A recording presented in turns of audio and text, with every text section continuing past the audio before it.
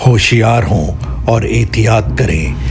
اس programme میں ایسے واقعات کا تبصرہ کیا گیا ہے جو بچوں کے لیے بالکل ہی نامناسب ہے۔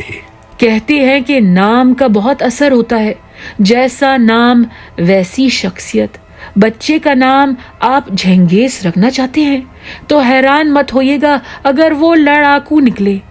آج کا سچا قصہ ایک ایسی لڑکی کے بارے میں ہے جو اپنے خوبصورت نام پر پورا اترتی تھی۔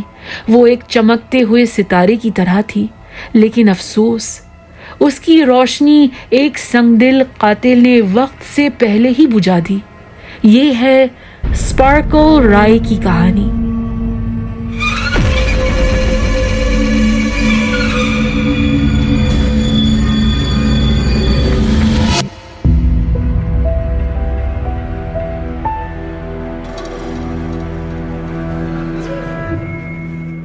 آگے بڑھنے سے پہلے آپ کو بتانا چاہتی ہوں کہ آج کی ویڈیو ان دو خاص ویورز کے نام ہے۔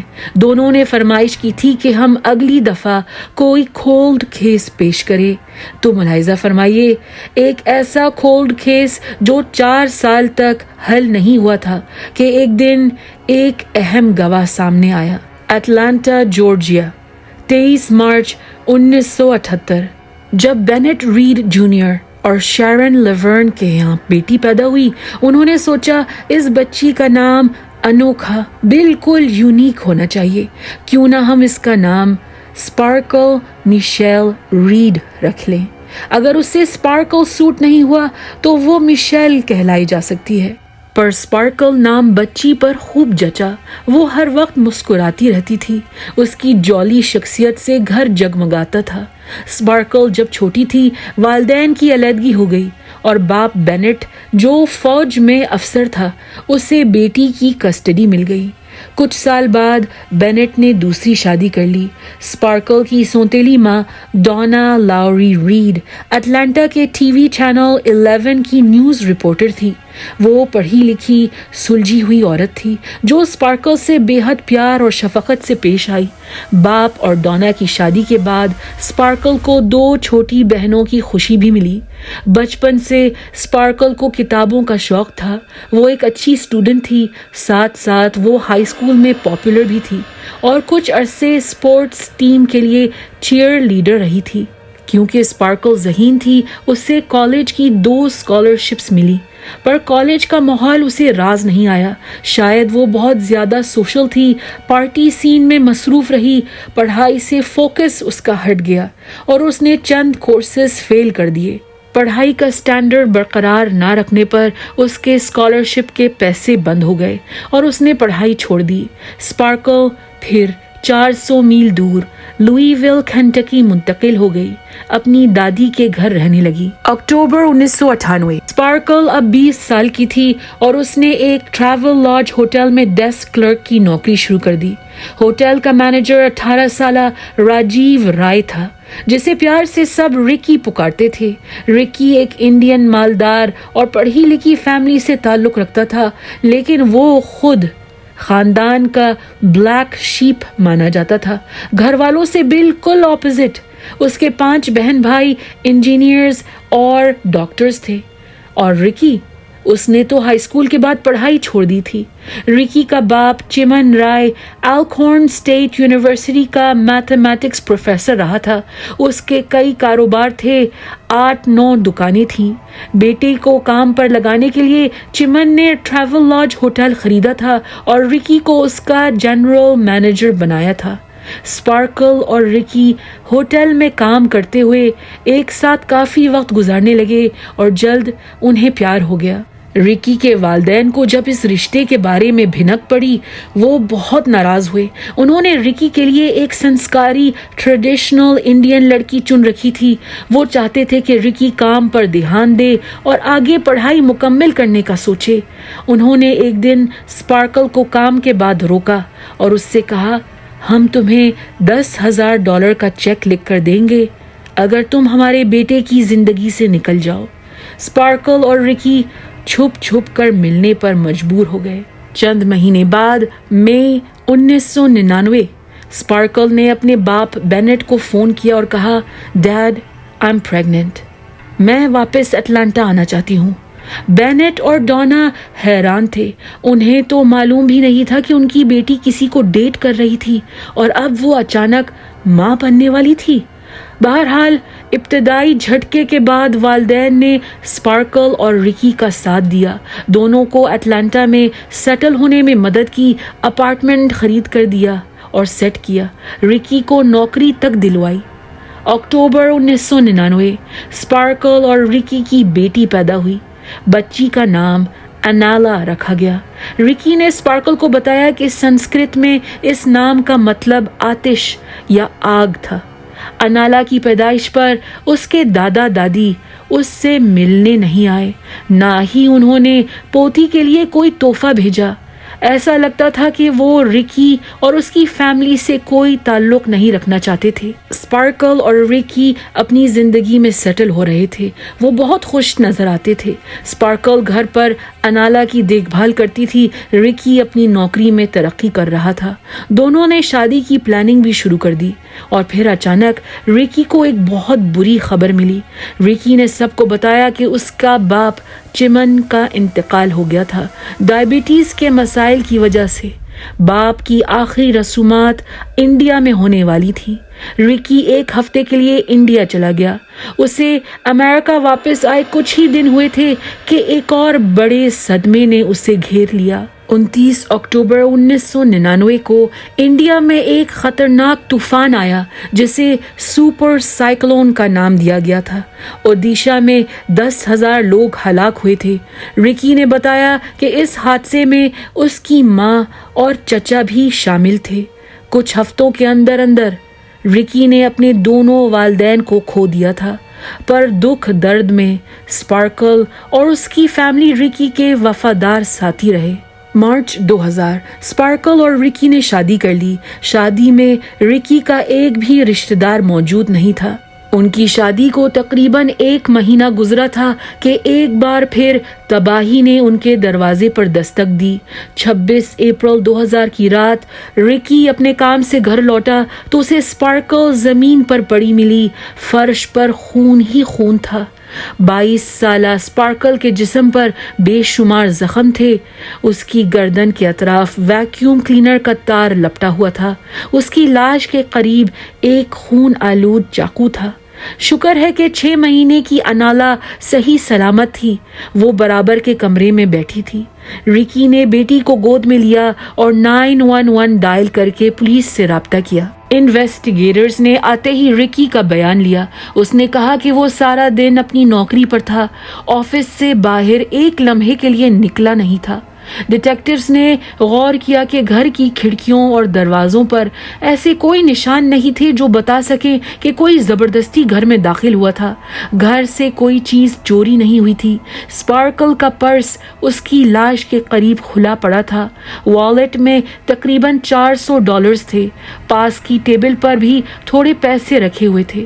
یہ چوری کا کیس تو نہیں تھا، پر قاتل نے حد سے زیادہ تشدد کا استعمال کیا تھا۔ حملہ بہت زیادہ وائلنٹ تھا۔ اسپارکل کے پوسٹ مارٹم نے ظاہر کیا کہ اس کے جسم پر، اس کی پیٹھ، گردن، سینے اور پھسلیوں پر کم از کم 13 بار چاقو گھونپا گیا تھا۔ ویکیوم کے تار سے اس کا گلا گھونٹا گیا تھا اور گردن چاقو سے کاٹی گئی تھی۔ اسپارکل کے قاتل نے اسے ریپ نہیں کیا تھا۔ ایک بات صاف واضح تھی، قاتل نے ثبوت نہ چھوڑنے کے لیے ساری احتیاط اختیار کی تھی۔ اس کا DNA یا فنگر پرنٹس نہیں ملے۔ اس نے فون کی لائن بھی کاٹ دی تھی۔ آخر کون اسپارکل سے اس حد تک نفرت کرتا تھا؟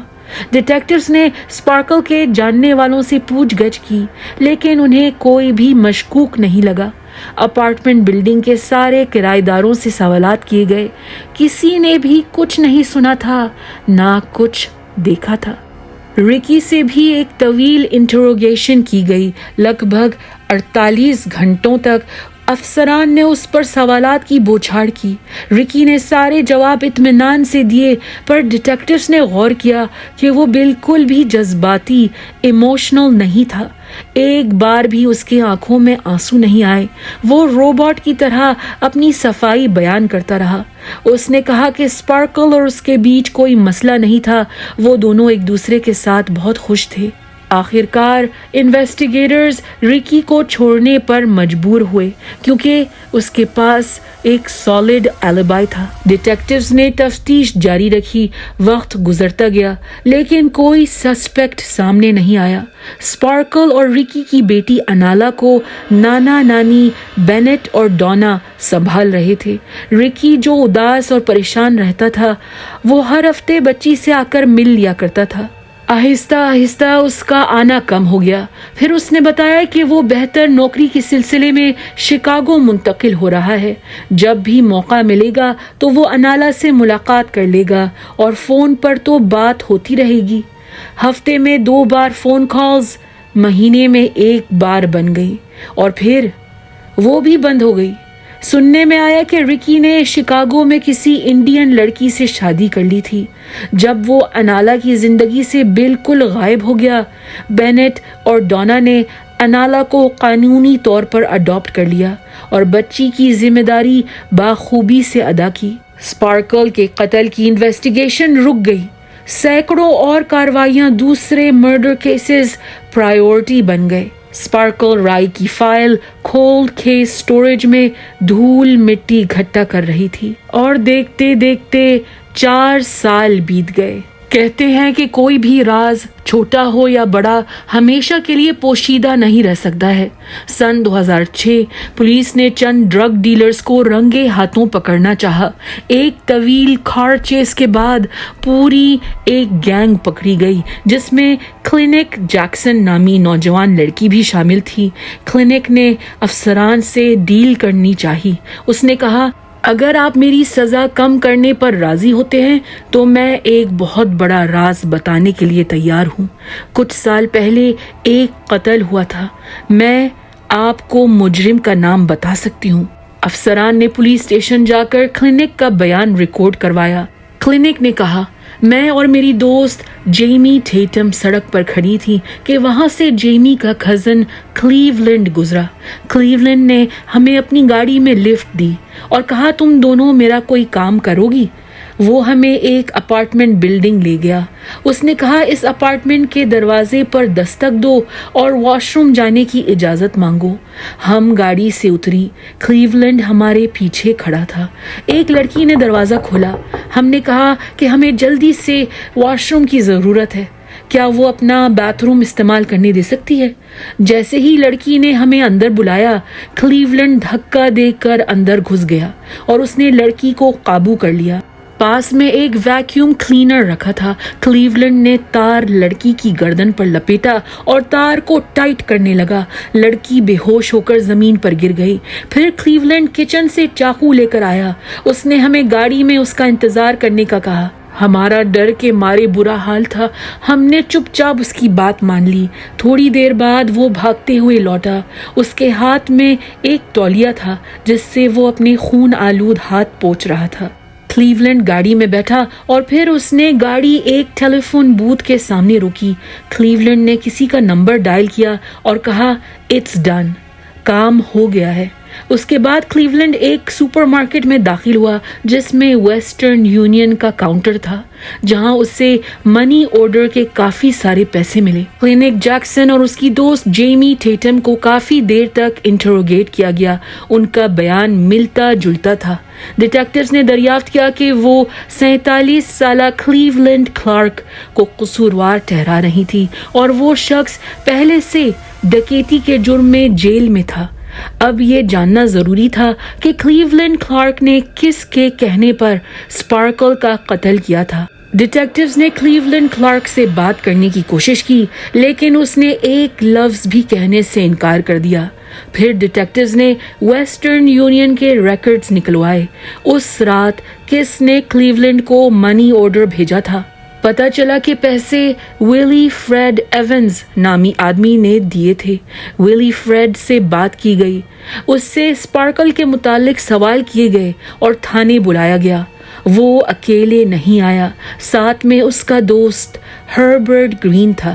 اب یہ ہربرٹ گرین کون تھا؟ انویسٹیگیٹرز نے ہربرٹ گرین کے بارے میں معلومات حاصل کی۔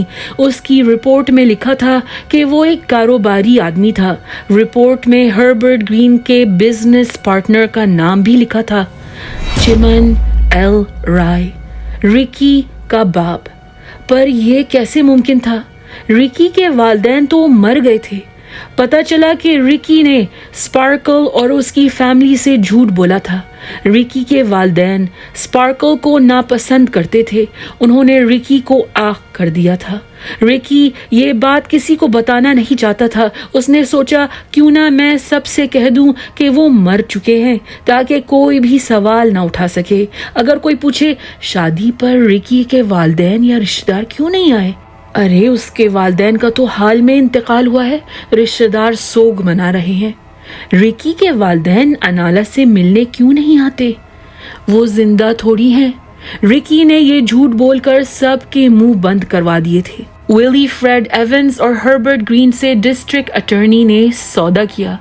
ہمیں ساری انفارمیشن دے دو، ہم تمہیں سخت سزا سے بچا لیں گے۔ دونوں اس ڈیل پر راضی ہوئے۔ ہربرٹ گرین نے ڈیٹیکٹیو سے کہا، جب رکی شہر سے غائب ہو گیا تھا چمن بہت پریشان تھا۔ اس نے ایک پرائیویٹ انویسٹیگیٹر کو پیسے دیے پتہ لگانے کہ اس کا بیٹا کہاں چلا گیا تھا اور کیا کر رہا تھا۔ جیسے ہی چمن کو معلوم ہوا کہ رکی نے اسپارکل کے ساتھ بچی پیدا کر لی تھی، اسپارکل سے شادی بھی کر لی تھی، تو وہ غصے سے بھڑک گیا تھا۔ اسپارکل ان کے خاندان کے لیے ایک دھبا تھی، بے عزتی کا سبب تھی۔ وہ اسکول ڈراپ آؤٹ تھی، رکی سے عمر میں بڑی تھی۔ سب سے زیادہ شرم کی بات وہ افریقن امریکن تھی، کالی تھی، بلیک تھی۔ چمن نے مجھے بتایا تھا کہ اس کی بڑی بیٹی کا رشتہ کسی بڑے معزز خاندان میں طے ہونے والا تھا۔ چمن کو ڈر تھا کہ بات پکی ہونے سے پہلے بیٹی کے سسرال والے یہ جان جائیں کہ اس کا بھائی رکی پڑھائی چھوڑ کر کسی کالی کے پیچھے پڑا ہے۔ چمن نے ایک دن مجھ سے کہا، اسپارکل کو مروانا چاہتا ہوں، میری مدد کرو گے؟ میں نے اسے ویلی فریڈ ایونز سے ملوایا جس نے کلیولینڈ کلارک کا نام دیا۔ کلیولینڈ $10,000 کے بدلے میں اسپارکل کو قتل کرنے پر راضی ہو گیا۔ ڈیٹیکٹیوز کے پاس چمن رائے کے خلاف 2 لوگوں کا بیان تھا، لیکن کیا پتا وہ جھوٹ بول رہے تھے۔ کسی کی کہی سنی بات پر مقدمہ تیار نہیں کر سکتے ہیں۔ چمن رائے کے خلاف پکا ثبوت چاہیے تھا۔ ڈیٹیکٹیوز نے ہربرٹ گرین کو ایک پلان کا حصہ بنایا۔ اس کے کپڑوں میں خفیہ ہڈن کیمرہ چھپایا اور چمن رائے کے پاس بھیجا۔ ہربرٹ اسی ہوٹل میں داخل ہوا جہاں اسپارکل اور رکی پہلے ملے تھے۔ ہوٹل کی ریسیپشن میں ایک ادھڑ عمر کی عورت کھڑی تھی۔ وہ رکی کی جیتی جاگتی ماں تھی۔ ہربرٹ نے اس سے ادھر ادھر کی بات چیت کی، فیملی کا حال پوچھا۔ رکی آج کل کہاں ہے؟ How's Ricky doing? Ricky's alright. Ricky got married to the Indian guy. Oh, you did? رکی کی ماں نے کہا وہ تو ٹھیک ہے، اس نے انڈین لڑکی سے شادی کر لی ہے۔ پھر چمن وہاں آ گیا۔ All right. Nice to see you. All right. I need to talk to you for a minute.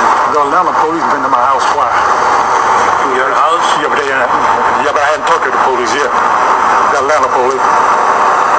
And they, I guess they want to question me about that girl's death. So I hadn't talked to them yet. So I need $5,000 so I can get around. Right now I have no money at all. But the Atlanta police, you know, can catch up me. What do you want me to tell them? I understand. Huh? But I don't know. Because you know, if I go to jail, you going too. Well, we had to go jail, we had to go. Huh? What can you do? Oh, you don't mind going to jail? What can you do? We had to go. I can give you $500. That's all I can help you out. I swear you I don't have money. I swear to the God. But Doc, I had this done for you. You know what I I'm saying? understand. You don't know anything. That's the only thing you have to say. I have no idea what is this. That's the only thing is. Why you have to answer everything. Right? Herbert نے چمن سے کہا، Atlanta police مجھ سے سوالات کر رہی ہے اس لڑکی کے قتل کے بارے میں۔ میں نے ابھی کچھ نہیں کہا ہے، مجھے 5,000 چاہیے غائب ہونے کے لیے۔ چمن نے کہا، میرے پاس ابھی کوئی پیسے نہیں ہیں۔ ہربرٹ نے کہا، اگر میں جیل گیا تو تم بھی جیل جاؤ گے۔ चिमन का जवाब था, अगर जेल जाना पड़ा तो चले जाएंगे, क्या कर सकते हैं। मैं तुम्हें $500 दे सकता हूँ, तुम्हारी मदद के लिए बस यही कर सकता हूँ। मैं कसम खाता हूँ मेरे पास पैसे नहीं हैं। हर्बर्ट ने कहा, मैंने तुम्हारी खातिर ये सब किया था। चिमन ने उससे डांटा, तुम्हें क्या जरूरत थी कुछ कहने की, तुम्हें सिर्फ ये कहना था कि तुम कुछ नहीं जानते हो। डिटेक्टिव्स के लिए ये गुफ्तगू काफी थी। अगर चिमन बेकसूर था, वो कहता, कौन सी लड़की का कत्ल, क्या बात कर रहे हो, मैं कुछ नहीं जानता हूँ। लेकिन ऐसा नहीं हुआ। वो हर्बर्ट की बातों में हाँ मिलाता गया। पुलिस ने चिमन राय, हर्बर्ट ग्रीन और विली फ्रेड एवंस को गिरफ्तार किया। क्लीवलैंड क्लार्क तो पहले से ही जेल में था। सन 2008 चिमन राय के खिलाफ मुकदमा शुरू हुआ। प्रोसिक्यूटर्स का कहना था कि चिमन एक नस्ल परस्त रेसिस्ट आदमी था, जिसे लगा कि उसके पुरवकार खानदान में स्पार्कल जैसी लड़की की कोई जगह नहीं थी। वो काली लड़की उनकी फैमिली का हिस्सा बनने के लायक नहीं थी। रिकी को अदालत में पेश किया गया। उसने बताया कि उसने अनाला की पैदाइश और स्पार्कल से शादी अपने वालदैन से छुपाई थी, क्योंकि वो जानता था कि उसके वालदैन ये बात सुनकर नाखुश होंगे। हर्बर्ट ग्रीन और विली फ्रेड एवंस को गवाह के तौर पर चिमन के खिलाफ बयान देना पड़ा, जिसके बदले में उन्हें प्रोबेशन पर रिहा कर दिया गया। चिमन राय को उम्र कैद की सजा मिली। बेनेट और डोना ने उसके खिलाफ रॉन्गफुल डेथ का मुकदमा दर्ज किया। ये मुकदमा अनाला की देखभाल और पढ़ाई के खर्चे के लिए किया गया था। जज ने $2.5 मिलियन की रकम अनाला के लिए मुकर्रर की, जिसकी अदायगी चिमन राय की मलकियत से निकलेगी। सन 2009 क्लीवलैंड क्लार्क ने अदालत का सामना किया। प्रोसिक्यूटर्स ने कहा कि स्पार्कल 6 फुट 3 इंच लंबा 300 पाउंड वजनी क्लीवलैंड क्लार्क का मुकाबला कैसे कर सकती थी। वो मासूम 22 साल लड़की, उसके हाथों एक अजियतनाक मौत मरी थी। अदालत में स्पार्कल की पोस्टमार्टम तस्वीरें और वैक्यूम का तार दिखाया गया। क्लीवलैंड क्लार्क को लीथल इंजेक्शन के जरिए मौत की सजा सुनाई गई। वो अभी भी डेथ रो का कैदी है। चिमन एल राय अब 84 साल की उम्र को पहुंच चुका है। वो जॉर्जिया डिपार्टमेंट ऑफ करेक्शन में अपनी सजा काट रहा है। दोस्तों, ये थी स्पार्कल राय की कहानी। हमारे चैनल को सपोर्ट करिए और महफूज रहिए। अगर आपको ये वीडियो पसंद आई है तो लाइक, शेयर और सब्सक्राइब करना भूलिएगा मत, वरना